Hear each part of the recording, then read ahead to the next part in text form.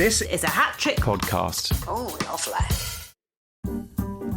Hello, Armand. Hello, Jimmy. So we're back again, and we're revisiting one of our favourite poets, Horace. Quintus Horatius Flaccus. Correct, to give him his full handle.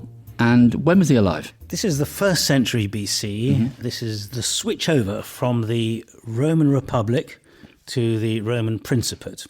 So Horace lives through that. But terrible times. Horrible times, civil war, where you have Augustus and the Republicans, those who wanted to restore the Roman Republic as it was before Julius Caesar became dictator, fighting the Caesarians, those who wanted Caesar's side to come out on top. And Horace actually fought for the wrong side, i.e. the side that didn't win.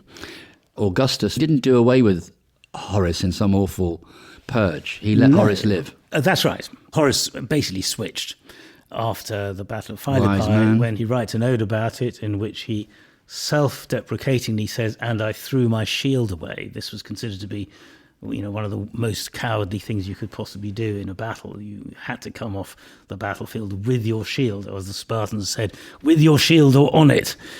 He threw his shield away when he was fighting against the man who was then Octavius, who became Augustus, the first emperor, the first princeps. So Horace switched to his side, partly thanks to Augustus's right-hand man, Maecenas. Yes. So he was the man who wanted to promote the arts, and the great poets like Virgil and Horace came under his aegis, and Augustus was very friendly with Maecenas, and Maecenas brought Horace into Augustus's circle. And Horace then became fervently Augustan. And arguably some of the poetry he then writes is exactly the kind of thing that Augustus wants to promote for his new regime. So that teases up very nicely, because we're going to discuss this week a poem he wrote about war, in the sense of it contains the great line, Dulce et decorum est pro patria mori, which means it is sweet and glorious to die for one's country. So it's an invocation of patriotism, that you put your life at risk to protect the fatherland or the motherland. And why would he write this poem? Right. Well, this is one of a series of poems that Horace writes in the 3rd book of his Odes. So there are 3 books of these short poems that were put into the public domain in 23 BC. And odes are short poems in Latin in very complex meters, rhythms, which were adopted almost solely by Horace from ancient Greek lyric poems of 5 centuries earlier.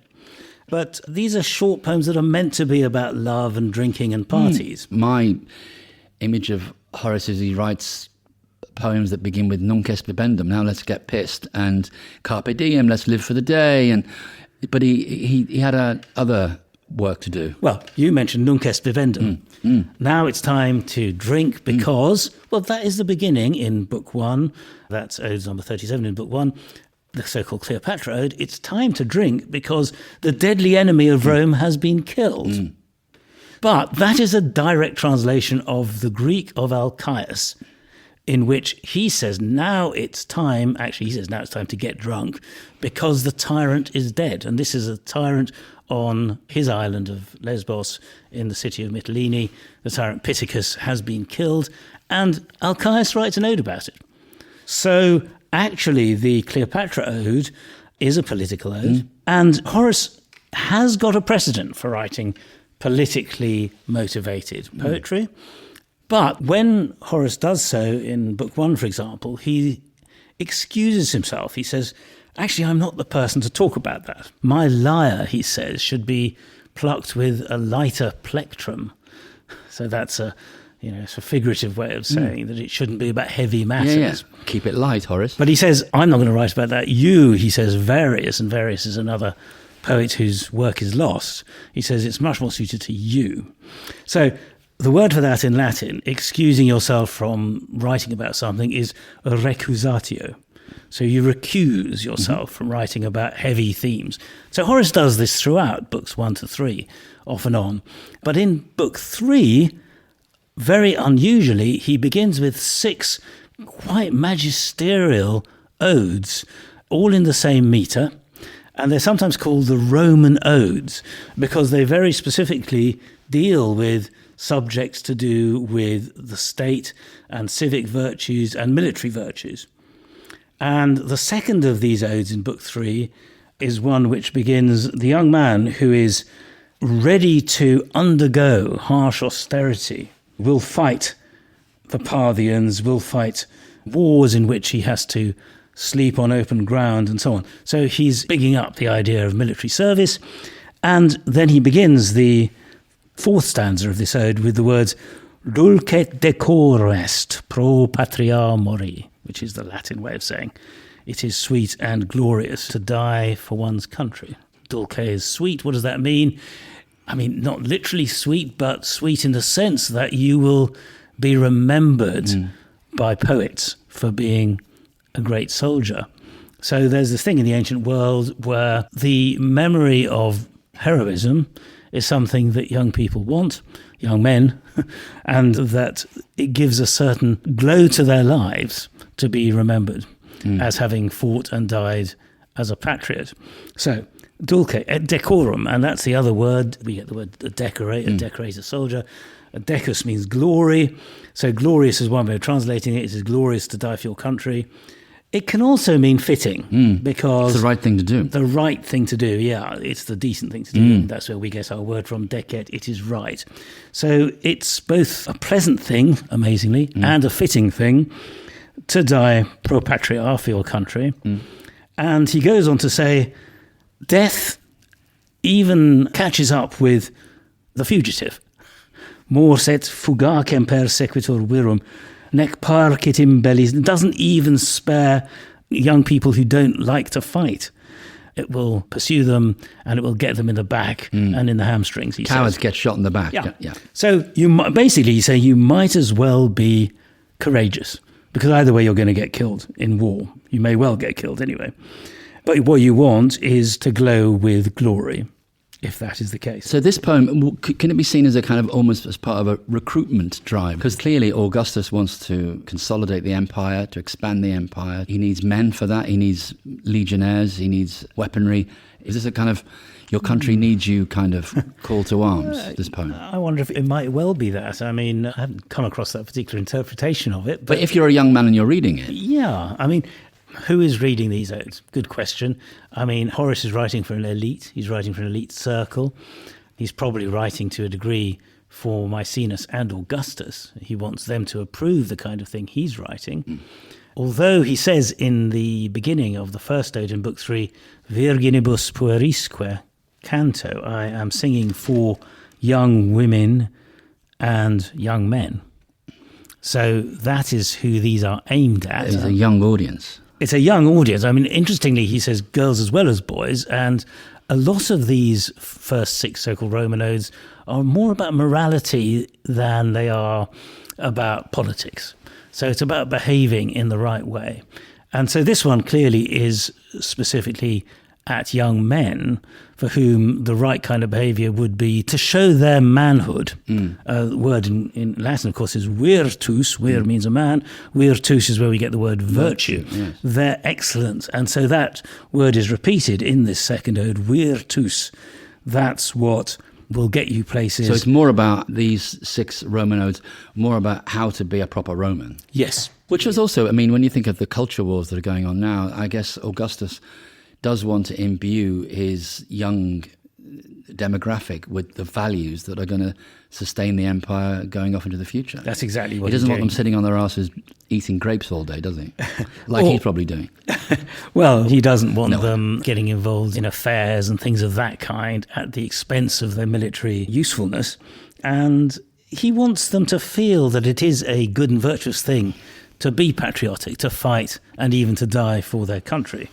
So, yes, I do think that this is somewhat a propagandist approach by Horace. I mean, how do you get your rule endorsed? If you're a ruler in ancient Rome, you get poets to write about you. You get Virgil to write an epic, which, of course, Virgil was doing in the 30s, roughly the same period. It's a form of advertising, isn't it, really? It's a kind of it is a big form of patronised art. I mean, they're brilliant artists, so that the Aeneid is a brilliant piece of work. It also contains very positive messages about the current regime. Yes. And Augustus wants Horace and his other poets to write about him. This is a tradition that goes back all the way back to ancient Greece, where you have poets extolling rulers for being great and merciful and all sorts of other things like that. Anyway, Horace seems to have succumbed to that in Book 3. So by this time, perhaps in the mid-20s BC, he's decided that Augustus is the man to bring back the stature of old Rome. Make Rome great again. Great again. Exactly. Now, are these 6 poems, are they buried in the larger work? Are they kind of buried there and people come across them by accident and it's kind of by stealth? I wouldn't say that these 6 odes are buried in the corpus of Horace's Odes, books 1 to 3, because they're very prominent at the beginning of the third book. But very significantly, I think, after the first 6 odes, ode number 7 goes right back to being a light ode about love and even about adultery. I mean, he's telling a woman whose husband has gone off travelling, don't worry, he might well be dilly-dallying out there, but you too have a neighbour who's keen on you. I mean, that's what poem 7 is saying. So after all this... That's more like it, Horace. Yeah, exactly. Yeah. After all this grandstanding about you've got to be a good soldier and you've got to be like Regulus, we suddenly revert to the old Horace, who's really more interested in sexual peccadillos and writing about that kind of thing with tongue-in-cheek, obviously. But it is a very stark contrast to what has gone for. In fact, the last of the 6 odes, of the so-called 6 Roman odes, ends with an incredibly downbeat stanza in which he said, every generation is worse than the last. Our fathers were worse than their fathers, we are worse than them, and our sons will be worse even than us. So it's as if he's actually saying there's an inevitable kind of sense of decline. And this is, the very last comment of these propagandist odes, and people have said, well, what's going on here? Having told us that we've got to be heroic and virtuous and military, now he's saying it's not going to happen? Or is he saying, if you're not careful, this is what will happen? Of course, that's one way of interpreting that last stanza. It's very gloomy about the future. He sounds like a reform voter. There is a bit of that. He was saying, things aren't going to get any better, but vote me in.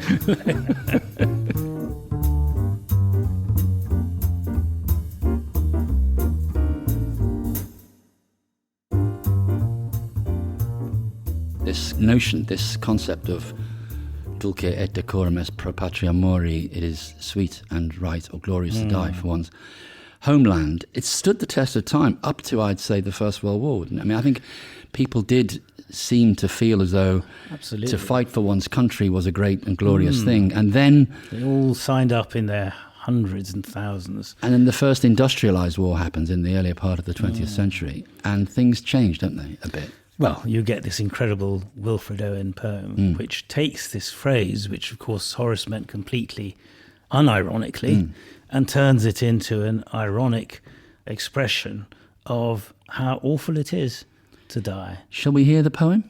Let's do that. Shall I give it in my best speaking voice? Give it your best. Okay. Bent double like old beggars under sacks, knock-kneed, coughing like hags, we cursed through sludge, till on the haunting flares we turned our backs and towards our distant rest began to trudge. Men marched asleep.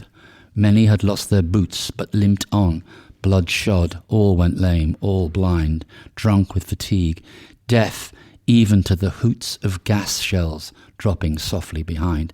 Gas! Gas! Quick, boys! An ecstasy of fumbling, fitting the clumsy helmets just in time, but someone still was yelling out and stumbling and floundering like a man in fire or lime, dim through the misty panes and thick green light, as under a green sea I saw him drowning.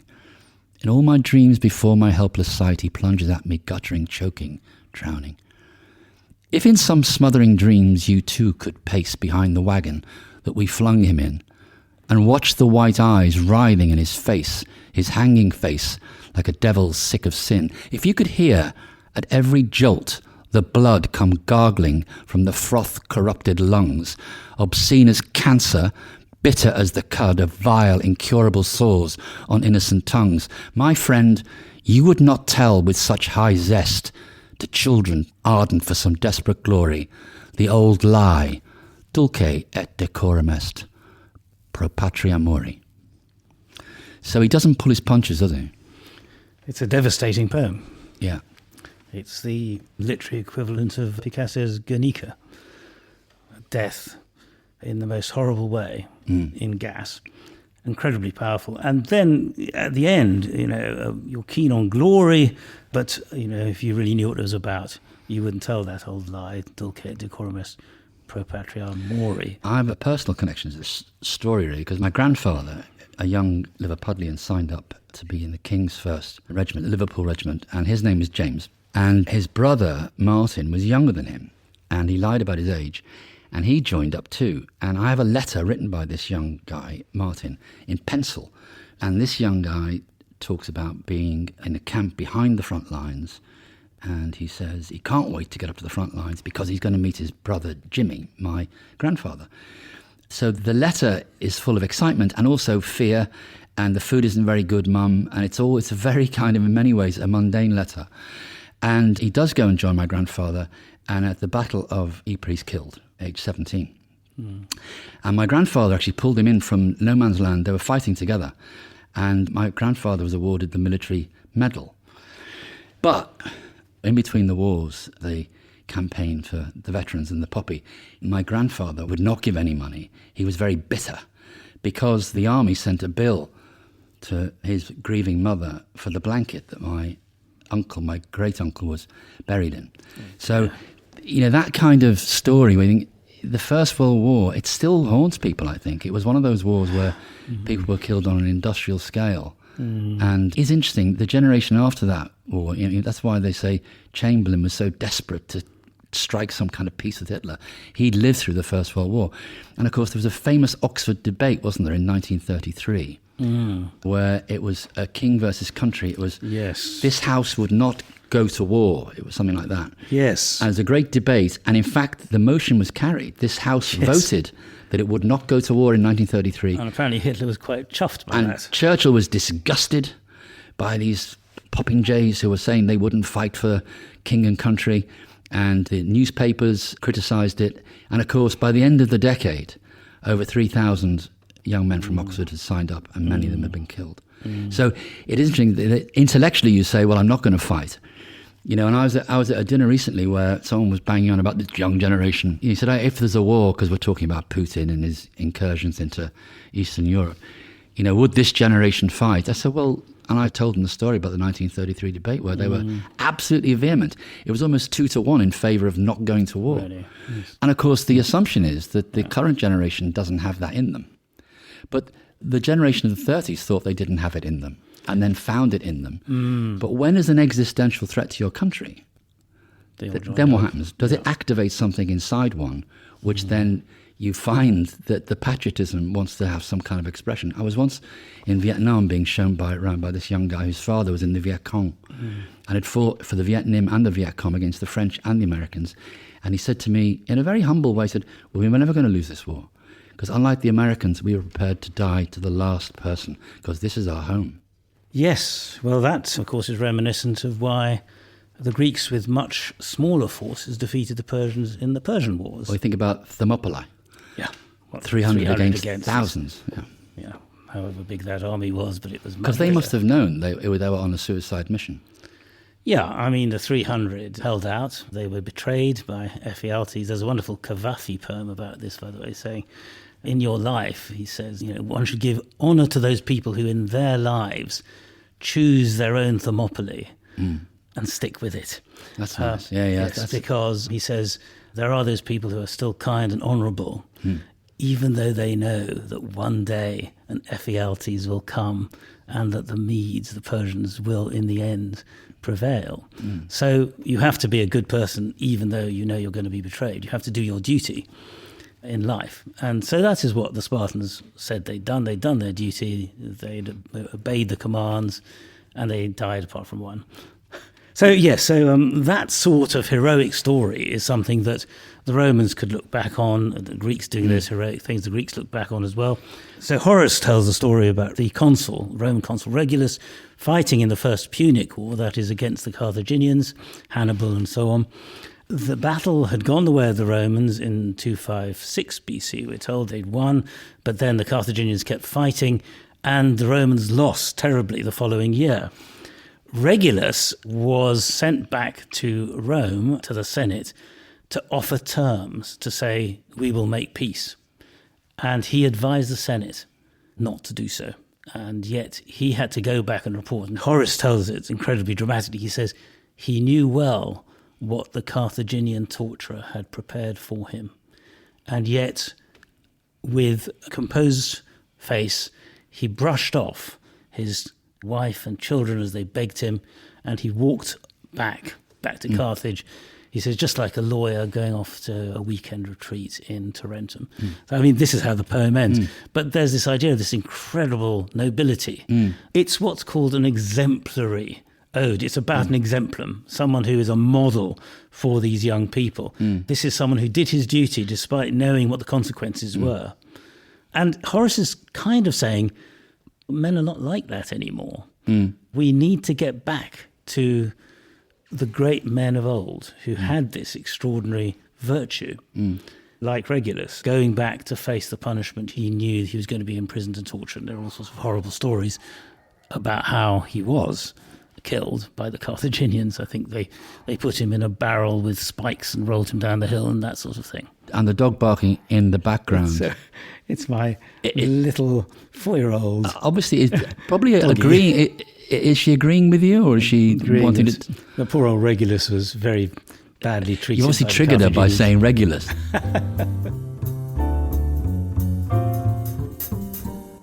So when we're looking at this poem, Horace's Ode, Book 3, Ode 2, where would you put it in the constellation of Horace's works as a poem? As a poem, I don't think it would count as one of his best poems. Right. It's far too preachy. Is he connected to it in a way? It doesn't feel to me like his heart's in it. He's doing a professional job. He's a wonderful writer of lyric poetry. Yes, that's right. It seems to me like he's doing a job. But then he comes up with this sentence, Dulce et decorum est pro patria mori, which we can thank Wilfred Owen. A couple of thousand years later, up pops Wilfred Owen and enshrines it in this ode against war. Yes.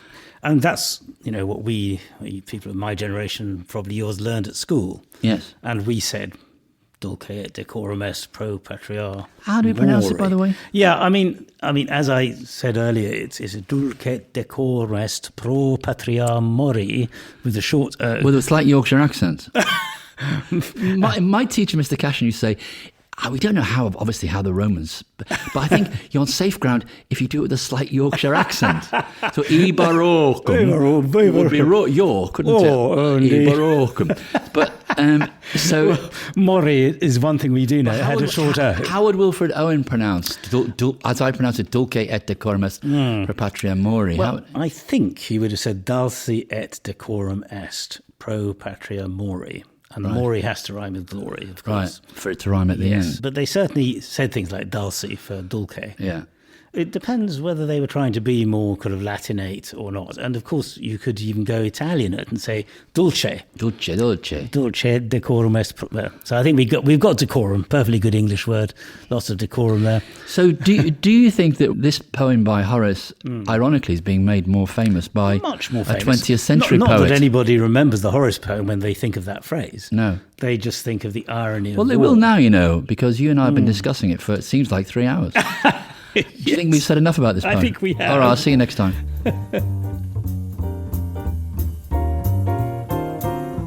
It's All Greek and Latin to Me is presented by Armand Dangor and Jimmy Melville. The producer is Diggory Waite and the executive producer is Claire Broughton. It's All Greek and Latin to Me is a hat-trick podcast. Hi everyone, I just wanted to give a mention to Classics for All. Classics for All is a charity, and what we want to do is provide access to the classics to as many state school pupils as possible, alongside training teachers who don't actually have to have any previous training in the subject. They hope that they make classics a sustainable part of the school curriculum. If you want to find out more about this fantastic charity, go to the website. It's www.classicsforall.org.uk.